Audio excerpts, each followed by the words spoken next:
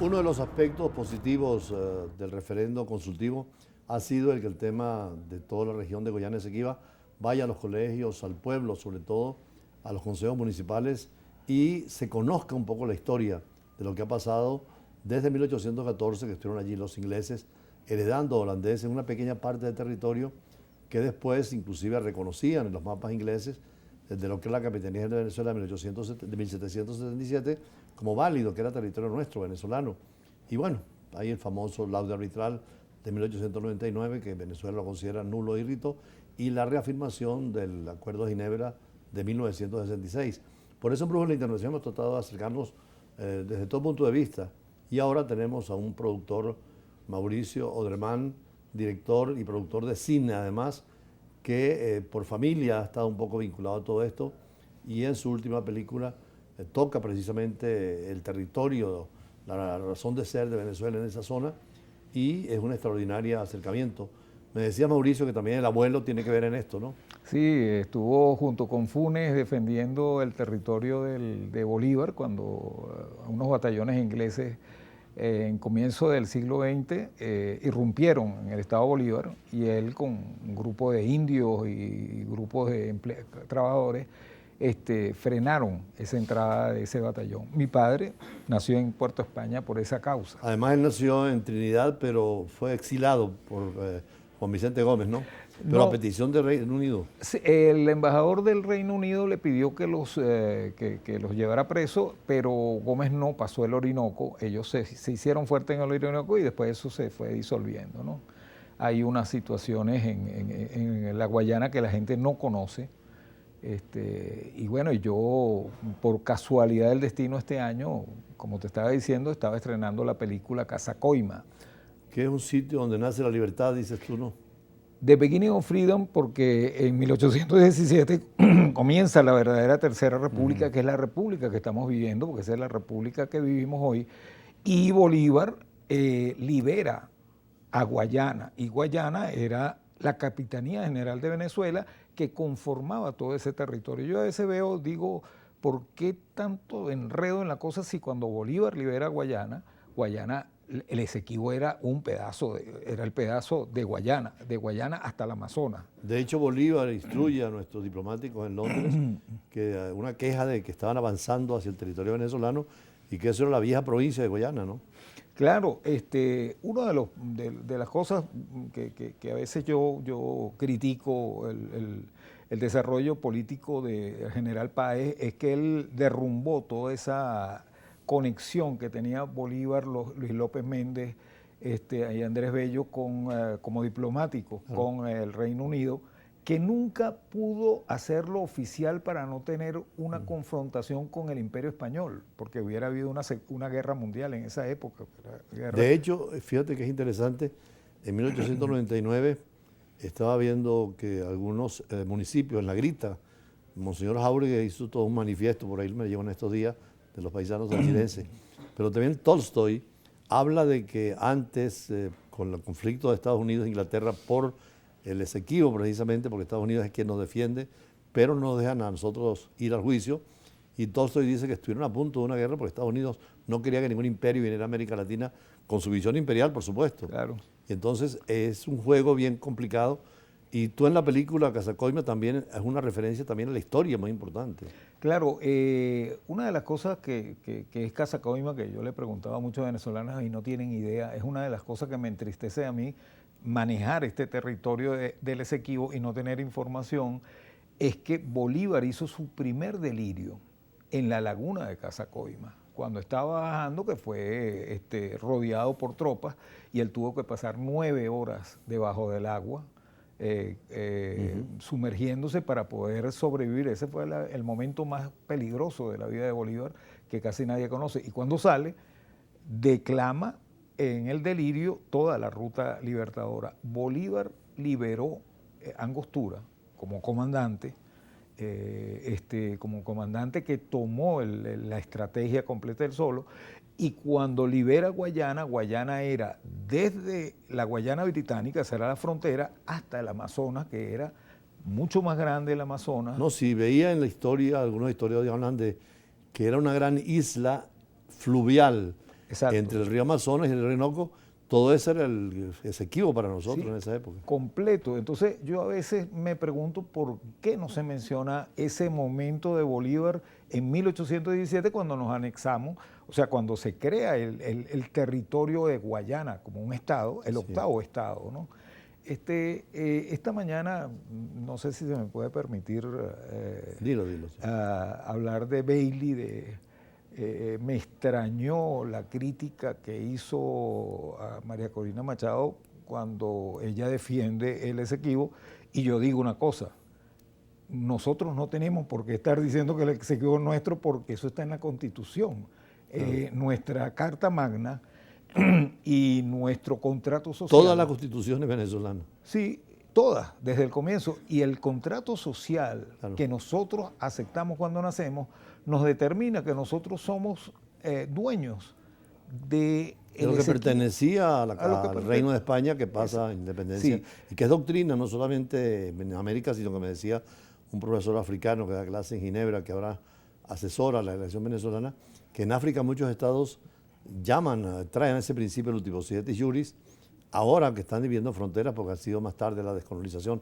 Pero es cierto lo que tú dices. Sí, porque es que cada país de la América del Sur y de la América del Norte en el Imperio Español fueron marcados por capitanía, bueno, virreinato, como el virreinato de Perú, que era una de las cosas, era una metrópoli. Entonces, esta mañana Bailey me preocupó mucho que criticara, perdonen que tengo que entrar en cuestiones de política, no sé si eso afecta en el programa, pero hablaba de que Maduro defendía de una forma que creo que no es la correcta, porque uno no tiene que solicitarle al venezolano que si desea que... Bueno, era un tema de mucha reflexión y de debate público, precisamente un referéndum es lo que permite debatir las cosas en público. Exacto. Y hay muchas posiciones. Sí, y en la posición de María Corina que decía que no había que discutir eso porque nosotros éramos dueños. Es como decir,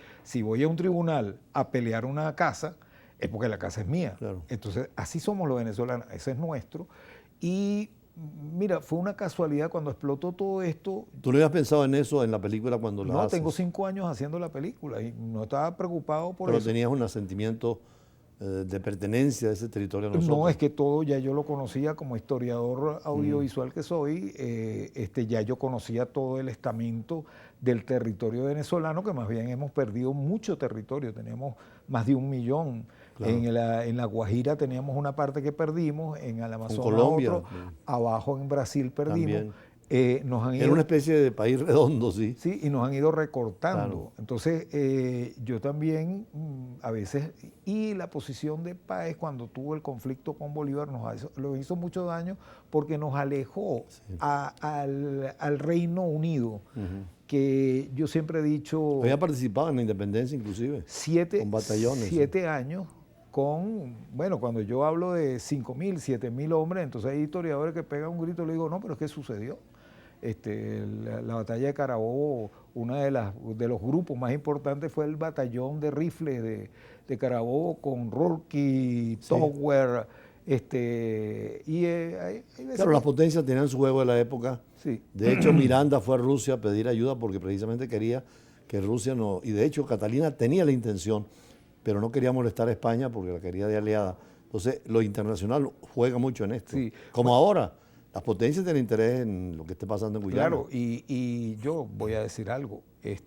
La guerra de Ucrania tiene que ver mucho con esto, porque estamos en una situación muy difícil en Venezuela, porque tenemos fuerzas encontradas aquí. Lo que está sucediendo en Europa, de alguna forma está sucediendo en Venezuela. Inclusive un escritor uruguayo, embajador, yo lo conocí en Ginebra, Grosespiel, que hablaba en un libro de que posiblemente hubo un intercambio de territorio, darle a los ingleses un pedazo en la parte de Guyana que tenían interés y a los rusos lo que siempre han querido, los mares calientes, que hoy están peleando por eso también. Y ya Miranda hablaba de esa situación en ese tiempo, pero también Grosespiel dice que es posible que haya un intercambio y que por eso Venezuela estaba perdida, sin participación nuestra. Sí, y este programa que es diplomático, imagínense que en 1810 Bolívar era el hombre más famoso de Europa y del mundo. Sí, sí. En el Hotel Morris, no me acuerdo el nombre completo, en los fines de semana, si no iban a las fiestas de Bolívar, no existían en la sociedad europea. Sí, yo veía en Francia la cantidad de contactos que tuvo. Fue a la coronación de Napoleón precisamente Sí. en París y es extraordinario toda la vida de Bolívar en eso. Ahora, ¿qué otros, cómo hacemos para ver el film, el video? Bueno, yo como no se ha podido estrenar por motivos de controversias ahí de administrativas. Casa Coima, ¿no? Casa Coima se está vendiendo en los Estados Unidos porque es en inglés. Yo hice en el Centro Cultural Chacao ya una presentación y espero pronto hacer una presentación privada en Venezuela mientras me dan, bueno, desde aquí del programa le digo al SENAC que tienen que terminar de darme el certificado de una película que la produje yo, pues, o sea. Yo precisamente voy a entrevistar más adelante a un alto miembro de la Academia Diplomática Iberoamericana. Le voy a sugerir que te inviten a ver la película y abrir el debate, porque más que la película, lo importante es las opiniones que podamos tener y los conocimientos. A raíz de esto han aparecido gente que tienen realmente conocimiento y experiencia y muchas veces no los tienen escritos o en el caso tuyo proyectados en la pantalla, ¿no? Sí, yo creo que aquí en Venezuela hay una gran cantidad de historiadores y de personas que investigan y bueno, yo por ejemplo ahorita estoy haciendo La Nación Caribe, es mi próxima película. Extraordinario. Antes de la prehispanidad. Ana Karina Rote, ¿no? Solo los caribes somos hombres. Solo los caribes somos hombres y bueno, hay un descubrimiento por ahí de unos caribes aquí en el territorio de Caracas de 1,80 m, altísimo, que ahorita están haciéndoles pruebas. Claro, no puedo dar toda la información ahorita porque es muy privada del arqueólogo, pero pronto se sabrá descubrimientos importantes de 10.000 años en Caracas. Bueno, son documentos importantes a la cultura y a la historia. Sí, sí. Y sobre todo el cine tiene que ayudar a eso. Sí, y tenemos una gran debilidad. Nosotros que éramos uno de los países más poderosos a nivel audiovisual, bueno, Globovisión era un supercanal internacional, es todavía, es una de las cosas que prevalecen. Hay que felicitar a todo este grupo de trabajo. Hacemos un esfuerzo por llegar a lo internacional, que es tan importante. Sí, y tenemos a Colombia que al lado se nos pone como un gran productor de cine y televisión que éramos nosotros. Yo cuando supe de la película dije, tenemos que hablar aunque sea unos minutos, y más en estas Navidades, porque la película tiene ese mensaje también, ¿no? Sí. Pacífico, de diálogo y negociación. Sí, y es una película que es pintada, la pinté durante 2 años, la filmé primero y después la pinté, es una pintura animada muy bella, ¿no? Es muy bella y tiene 80 minutos de acción, pues, de guerra, de batalla. Por cierto, al terminar de hablar contigo vamos a presentar el tráiler, que es una posibilidad de que veamos de qué se va a tratar. Sí, sí, el tráiler es muy bonito, lo van a ver en inglés porque la película, yo hago ahora todo en inglés por motivos de distribución. Sí. Para poder distribuirla. Los mercados internacionales, sí. Sí, porque además habrá traducción en los países. Sí, porque el cine es tan costoso que uno no puede hacer una película para pasarla dentro de Venezuela. Creo que es un error cuando un productor hace eso. Eso es una cosa para proyectarla. Antes era en francés que debía hacerse, pero ahora es el inglés el que está dominando el planeta. Sí, sí, sí. Y cuidado si no el chino, ¿no?